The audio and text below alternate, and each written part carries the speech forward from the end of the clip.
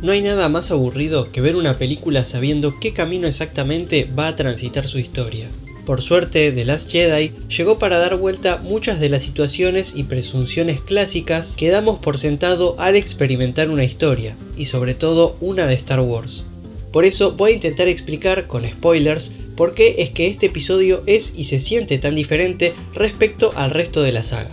Si bien la crítica especializada tuvo bastante consenso, el episodio 8, como no podía ser de otra manera, dividió aguas entre los seguidores de la saga. En esta nueva trilogía, The Force Awakens tuvo una queja generalizada respecto a que era demasiado parecida a lo que ya se había visto, pero con The Last Jedi resultó que todo era demasiado diferente, incluyendo acusaciones de que esta entrega no es fiel a la saga ni a los personajes. Realmente pareciera que no hay manera de contentar a la mayoría del fandom, y más a uno que es tan extenso y apasionado como el de Star Wars. No obstante, estas críticas no son del todo desacertadas. The Force Awakens ciertamente recurría bastante a la nostalgia y al fanservice, reciclando además la historia de A New Hope, y de hecho por eso, luego varios temían que el episodio 8 fuera demasiado similar a The Empire Strikes Back. Pero The Last Jedi aprovechó esta expectativa y fama de reciclado y más de lo mismo que se generaron con el episodio 7, para pegar un giro de 180 grados al respecto. No por nada diferente es una de las palabras con las que más se refieren al episodio 8, pero no porque lo sea en el modo que se podría decir que lo es, por ejemplo, el episodio 2 debido a que se enfoca mucho en aspectos políticos, o directamente toda la trilogía de precuelas que le da más lugar al lado romántico de la historia. No, The Last Jedi es diferente porque rompe las bases de lo que se había hecho hasta el momento en la saga, pero principalmente porque va en contra de lo que se esperaba de esta nueva entrega, motivo por el cual no es de extrañar que tantos fanáticos salgan descontentos. Pero yo no soy el único que lo dice. Everything is being shifted in an opposite way to what the audience expected after 7. Rian's made Star Wars fresh and new. Claro que romper alguna convención motivado por el mero hecho de romperla es una cosa pretenciosa si no tiene algún sentido, pero el episodio 8 plantea una unión temática con estas rupturas y con la cual declara sus principios, ya que el motivo por el cual esta entrega se siente tan diferente es que tiene como propuesta dejar atrás el pasado para darle lugar al rumbo renovador de las nuevas generaciones. Esta idea la genera teniendo como elemento unificador de los cambios el romper con las situaciones clásicas que se suelen encontrar en estas aventuras, haciendo que los héroes no logren concretar su cometido la mayoría de las veces, viéndose así acorralados y teniendo que recurrir a planes improvisados en reiteradas ocasiones. Todo espectador con un mínimo de experiencia suele dar por sentado que los protagonistas van a acabar concretando sus objetivos simplemente por ser los héroes de la historia, como de hecho suele terminar pasando, pero sin embargo en The Last Jedi, Rey no logra convencer a Luke de que vuelva ni de que la entrene, Finn y Rose no dan con el maestro decodificador que originalmente buscaban en el casino, Poe falla cuando se amotina y trata de salvar el día solo, Luke se rinde como maestro, Finn y Rose nunca logran apagar el rastreador de la nave de la Primera Orden, Leia manda una señal de ayuda a los aliados rebeldes esparcidos por la galaxia, pero estos jamás dan siquiera señales de vida. Los rebeldes no pueden detener el cañón mini estrella de la muerte, Rey no rescata a Kylo del lado oscuro, Luke ni siquiera lo intenta y hasta se niega a enfrentarlo de verdad. Todos estos son resultados de conflictos que la historia plantea y que uno esperaría que al menos algunos acabaran resolviéndose a favor de los protagonistas, pero que rara vez termina sucediendo así en esta película. Por eso, de hecho, los héroes acaban este episodio con una victoria pírrica, es decir, una victoria que difícilmente podría considerarse como un triunfo, ya que si bien destruyeron buena parte de la Primera Orden, lo hicieron escapando casi con el rabo entre las patas, con sus propias fuerzas habiendo quedado muy reducidas y tras la muerte del maestro Luke Skywalker y la aparente falta de apoyo de la galaxia, pierden la única esperanza que tenían de vencer a la Primera Orden. Claro que, por otro lado, los protagonistas sí triunfan en otros aspectos, porque si no la película sería una caída constante y los héroes perderían rápida y definitivamente. Pero algo fundamental es que todos estos puntos antes mencionados, a pesar de que no se acaben concretando, se presentan como oportunidades reales que tienen los protagonistas de dar vuelta al juego y que la narración muestra como salidas posibles. Los conflictos y objetivos que se les presentan a los personajes del episodio 8 son muy clásicos de la trilogía original. infiltrarse en la nave enemiga, convencer a alguien de que los ayude, destruir un arma que arroja un rayo mortal o rescatar a alguien del lado oscuro. Es así que incluso a veces la película cae a propósito en planteamientos de situaciones clichés. Pero si bien estas típicamente suelen terminar zanjándose a favor de los héroes, lo interesante es que The Last Jedi elige resolverlas de forma opuesta a como uno pensaría. Hay varios ejemplos claros de esto, como cuando Leia pide ayuda a los aliados de los rebeldes que puedan quedar esparcidos por la galaxia. Este es un recurso clásico y varias veces utilizado que generalmente acaba provocando una suerte de Deus Ex Machina que salva a los personajes a último momento y de forma repentina. Aunque por el contrario, acá nadie aparece o siquiera devuelve el llamado de la princesa, pero sin embargo, la película se toma la molestia de incluir ese llamado en su historia a pesar de no tener intención de recuperarlo luego, y hasta disipa las dudas al aclarar que no hubo ningún error en la transmisión, sino que la señal fue enviada pero simplemente nadie respondió al llamado. Uno de los puntos más criticados por los fans fue toda la línea argumental de Finn y Rose, pero esta también sirve a la propuesta rupturista. A pesar de que sin dudas podría haber estado mejor trabajada, esta línea no solo tiene una repercusión fundamental para el desenlace de la historia, ya que por culpa de esta pareja es que la Primera Orden logra descubrir el escape hacia Crait de los rebeldes, sino que además esto sucede porque emplearon un plan clásico de Star Wars. Cuando Finn y Rose planean desactivar el rastreador de hiperespacio de los villanos, nos suena a que en algún punto ya conocemos esa historia de infiltración en la nave enemiga con mapa y disfraces para acceder a una habitación específica. Desde un primer momento suponemos que muy probablemente esto va a llegar a concretarse, como ya sucedió en entregas anteriores de la saga, pero finalmente no solo que Finn y Rose no desactivan el rastreador de la nave, sino que acaban perjudicando a su propio bando. Esto refuerza la idea de que los héroes no siempre logran su cometido como típicamente nos muestran. Como último aditamento a esta línea, el intento de Finn por destruir el cañón al ser interrumpido por Rose también rompe con el cliché del héroe que se sacrifica por la victoria brindando un momento emotivo, cliché que había sido establecido al comienzo de la película cuando la hermana de Rose se sacrifica para destruir el Dreadnought. Pero el ejemplo más claro de este rompimiento de los desarrollos habituales de estos conflictos tal vez sea el amotinamiento de Poe. Tanto por su actitud arrogante como por los diálogos, es fácil establecer paralelismos entre él y Han Solo. I've dealt with plenty of trigger-happy flyboys like you. You're impulsive,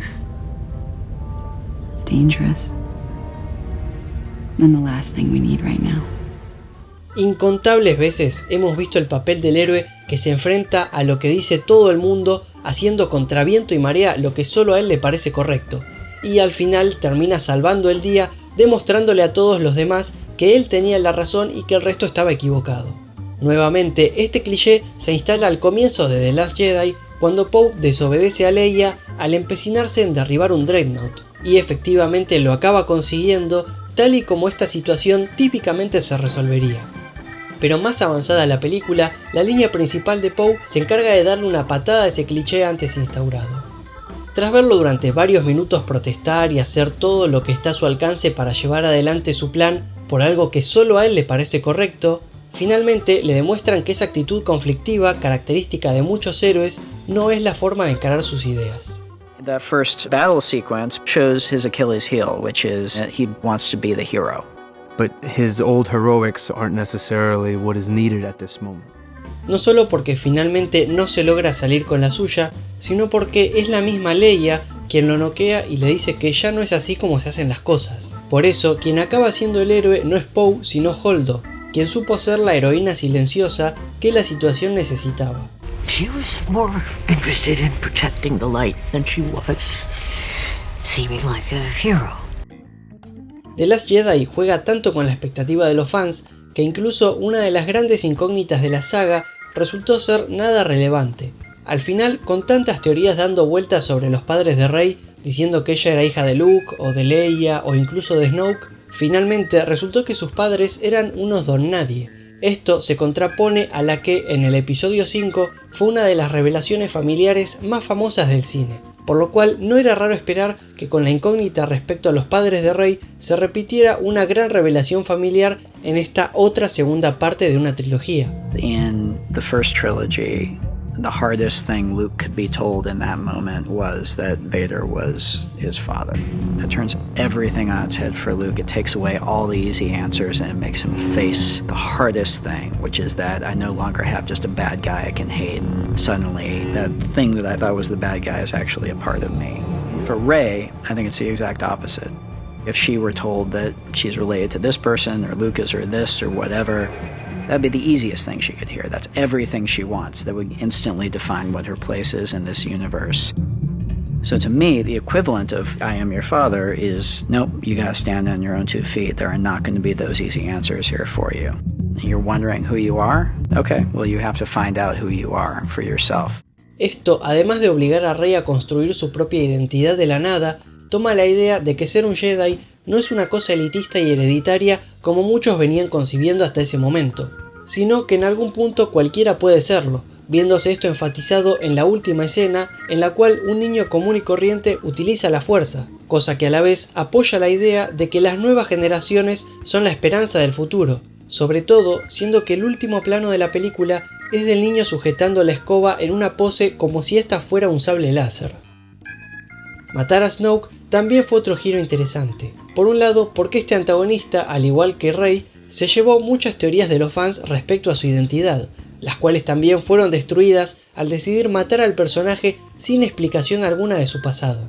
Pero su muerte resultó inesperada principalmente porque aún faltaba una película para que concluya la historia, y siendo que este villano era el equivalente al emperador Palpatine en esta nueva trilogía, asesinarlo en la segunda entrega resultaba totalmente impensado, adelantando así de alguna forma lo que en la trilogía original no sucedía sino hasta su clímax en el episodio 6, pero con un giro fundamental.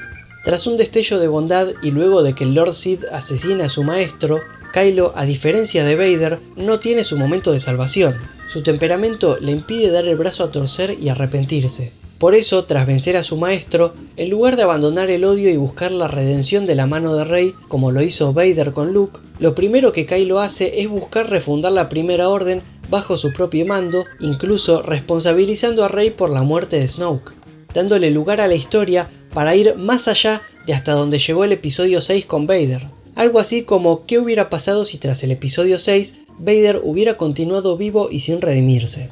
Por eso, anteriormente, ante la expresa voluntad de Rey por intentar convertir a Kylo, tal y como Luke hizo con Vader, el maestro Jedi hace una advertencia sobre la venidera desviación en el resultado de intentar convertir al Lord Sith de turno, que a la vez aplica el principio rupturista general a través del cual se desarrolla toda la historia de esta película al contestarle lo siguiente a Rey. If he were turned from the dark side, that could shift the tide. This could be how we win. This is not going to go the way you think. Luego de los desviamientos respecto al resto de la saga que suponen esta última situación y la revelación de que los padres de Rey no son nadie, es fácil interpretar la posterior imagen del emblemático y eterno sable de Anakin rompiéndose como un fuerte simbolismo de una ruptura que hace este episodio respecto al pasado. Si tenemos en cuenta que probablemente no exista elemento más icónico en toda la saga de Star Wars que el casco de Darth Vader, y si además consideramos que Kylo Ren es el aspirante a sucesor de su abuelo, es fácil tomar este diálogo como otro signo de rompimiento con el pasado.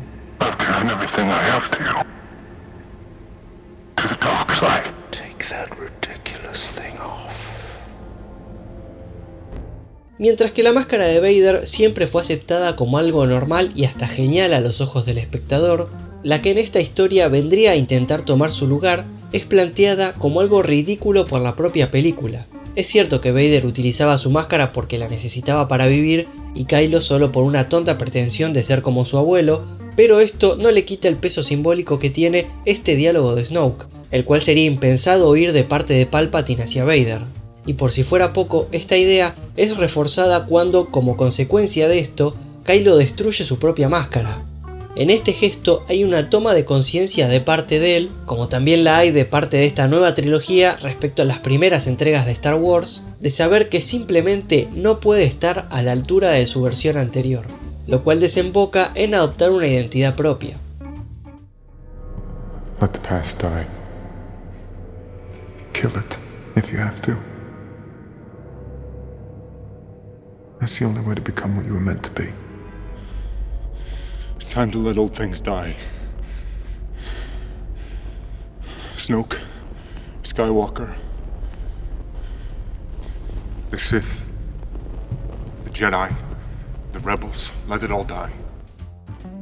Como otros signos de cambio respecto al resto de la saga, podríamos mencionar detalles como la particular estética que tiene la sala de trono de Snoke, diferente respecto a casi cualquier otro escenario que se haya visto antes en las películas de Star Wars, o el giro que Rian Johnson le encontró a la infaltable frase "tengo un mal presentimiento sobre esto", la cual está presente en todas las entregas de la saga y que en The Last Jedi aparece invisibilizada al ser dicha por BB-8.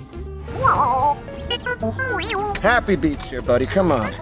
Pero yendo a un aspecto más trascendental de los rupturismos de la película, en este episodio matan a uno de los héroes más famosos de la historia del cine, aunque lo hacen sin darle el final épico que uno imaginaría que en teoría debería tener, ya que a pesar de que la falsa confrontación que Luke tiene con Kylo fue necesaria para salvar a los rebeldes y resultó emocionante, o al menos así lo fue para mí, no hubo ningún riesgo real para el héroe, pero sobre todo porque la muerte de Luke va en contra de lo que uno esperaría, ya que muere en una isla, solo, sabiendo que no pudo rescatar del lado oscuro a su sobrino y alumno, y sabiendo que tampoco pudo recibir el perdón por el error que cometió al fallar como tío y como maestro.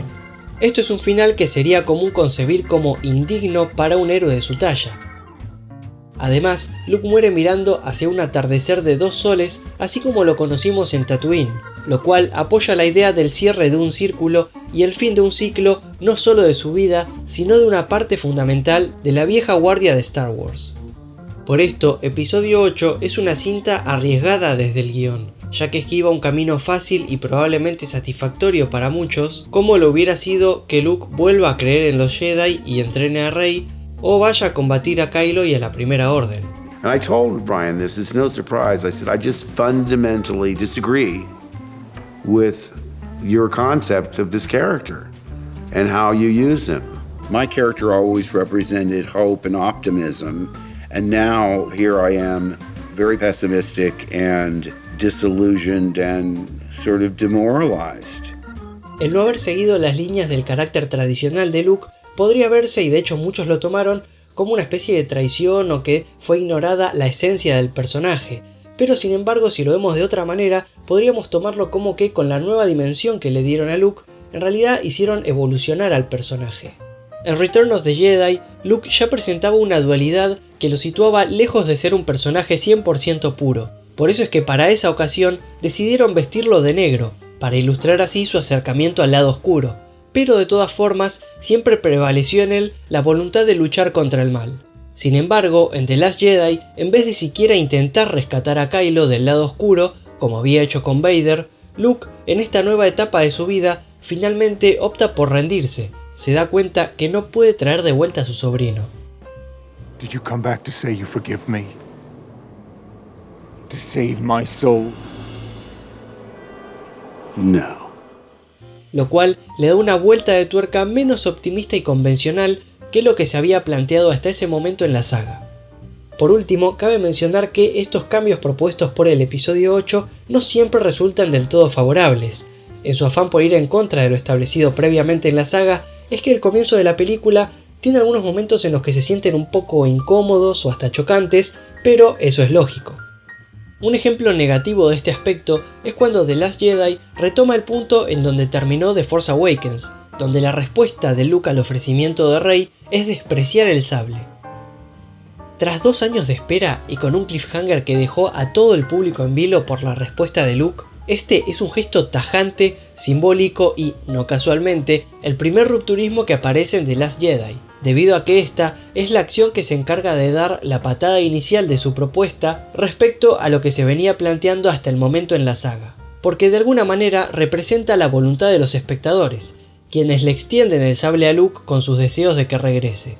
Por eso, ese gesto es una declaración de principios, como diciéndole de movida a los fanáticos que la película no les va a seguir el juego, que no les va a dar la satisfacción de ver lo que ellos esperan o desean.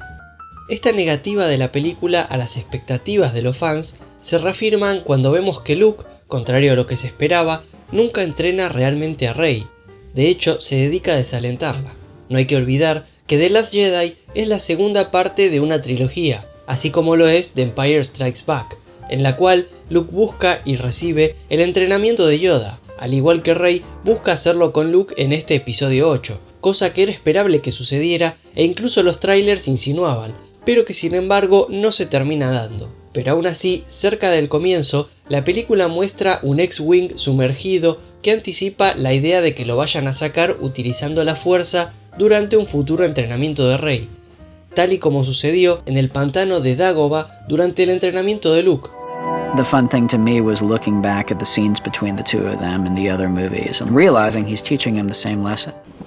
I cannot teach him. The boy has no patience. He will learn patience. This one, a long time have I watched. All his life as he looked away to the future, to the horizon, never his mind on where he was, what he was doing. Skywalker, still looking to the horizon, never here, now. The need in front of your nose.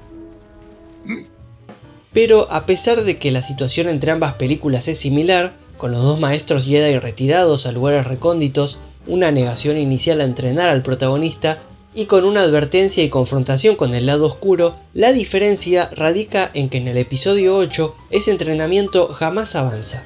La otra posibilidad para el papel de Luke en The Last Jedi era que el viejo héroe, más allá de su negación inicial, acabara regresando y combatiendo a la Primera Orden, pero esto tampoco termina sucediendo. Lo más parecido que hay a un enfrentamiento de Luke es verlo esquivar los ataques de Kylo, e incluso eso termina siendo una mera ilusión para todos los presentes, incluyendo no casualmente a los espectadores, yendo en contra del clásico clímax de las entregas de Star Wars protagonizado por choques de sable láser, y el mismo Luke es quien lo dice. The First Order will control all the major systems within weeks. We need Luke Skywalker. Think what? I'm gonna walk out with a laser sword and face down the whole First Order? What did you think was going to happen here? Y como último detalle, como estas ideas que propone la película no responden simplemente a una versión pesimista, sino a la interacción y el paso de antorcha de una generación a otra, Pass on what you have learned. Es que a pesar de su situación al finalizar la película, los rebeldes no dejan de tener esperanza en las nuevas generaciones, lo cual se puede notar, además de en la última escena como comenté antes, en las últimas palabras y planos de los héroes. How do we build a rebellion from this?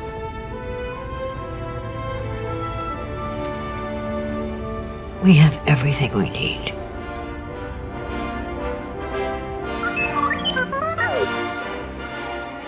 No es casualidad que este diálogo parta del emblemático sable de Anakin roto y termine en un plano donde claramente los actores están acomodados armando parejas para mostrar cómo los personajes de la trilogía original interactúan con los de la nueva trilogía. Así es como, a pesar de presentar conflictos y situaciones típicos de la saga, The Last Jedi decide resolverlos de una forma que en la trilogía original era simplemente inconcebible. Y ahí es donde radica la importancia de ver no solo cómo funciona el episodio 8 como película en sí misma, sino también cómo lo hace como entrega de una saga, que se relaciona y juega con lo establecido por sus predecesoras. Y si se tiene en cuenta que viene de un episodio como The Force Awakens, que recae tanto en los elementos de la trilogía original, el rupturismo de The Last Jedi acaba siendo aún más marcado. Esta es una manera mucho más rica de tratar un tema en una película, de forma menos explícita y donde el desarrollo del mismo no pasa simplemente por poner a los personajes a discutir al respecto. Incluso tal vez podría crearse una analogía, con Luke representando a los fanáticos de Star Wars que creen que la saga está perdida y es mejor dejarla morir, negándose a tomar la mano de la nueva generación, Kylo y el lado oscuro como la muerte de la franquicia y los nuevos fanáticos representados por Rey. Pero finalmente en este episodio 8, así como Rey tiene que dejar atrás el pasado para encontrar su propia identidad, y Luke también tiene que dejarlo ir para recuperar un poco de fe en el futuro, de igual manera The Last Jedi tuvo que dejar atrás el pasado de la saga para buscar una identidad propia y crear un futuro por su cuenta. Todo esto lleva a la película a escapar a muchos lugares comunes, pero también a decisiones polémicas para algunos fans, ya que justamente se dedica a aniquilar los puntos habituales que los espectadores podrían haber esperado de este episodio 8, porque a The Last Jedi no le importa lo que piensen de ella. No se siente en la deuda de darle el gusto a ningún fan, sino que decidió apuntar a algo nuevo.